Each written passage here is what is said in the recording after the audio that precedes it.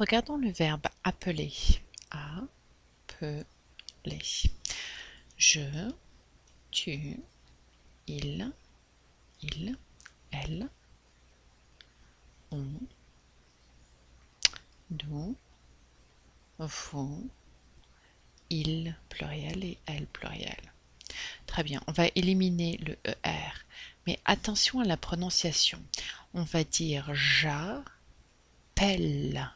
et on va se retrouver avec un autre L. Pourquoi? Parce qu'on entend le son est versus comme quand on a une question et est. Et on va éliminer j'appelle. Par conséquent, on a besoin d'un autre L. C'est identique avec toutes ces formes qui sont à l'intérieur de la botte.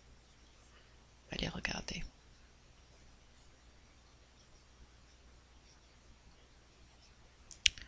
Ok. J'appelle. Tu appelles. Une fois de plus, on entend le son est. Appelle, par conséquent, on a besoin d'un L supplémentaire. Il est long, appelle, on aura besoin du L supplémentaire puisqu'on entend le est, plus un E de conjugaison. Il, elle, appelle, et on va utiliser le ENT de conjugaison. Ouais. Et si on avait le E de conjugaison.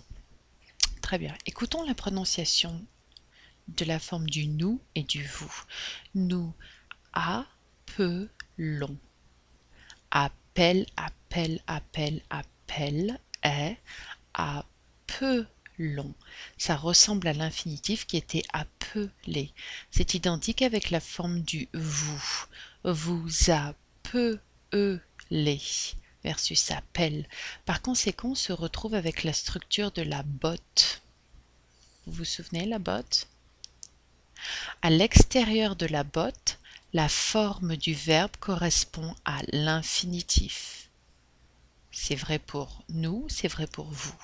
À l'intérieur, l'irrégularité qui est un deuxième L se retrouve. Voilà pour le verbe appeler. Et une fois de plus, le verbe s'appeler, qu'on a vu au tout début, s'appeler, c'est identique. Je m'appelle, tu t'appelles, il s'appelle, il, elle pluriel s'appelle. Vous avez uniquement le pronom. Je m'appelle, tu t'appelles, il est long, s'appelle. Il, elle pluriel s'appelle. Nous nous appelons, vous vous appelez. C'est le verbe s'appeler qui indique que l'action est réciproque. Oui, réflexif? Réflexif. C'est un verbe réflexif. Oui. Versus j'appelle Eva par exemple. Eva, viens ici, j'appelle Eva. Oui, voilà.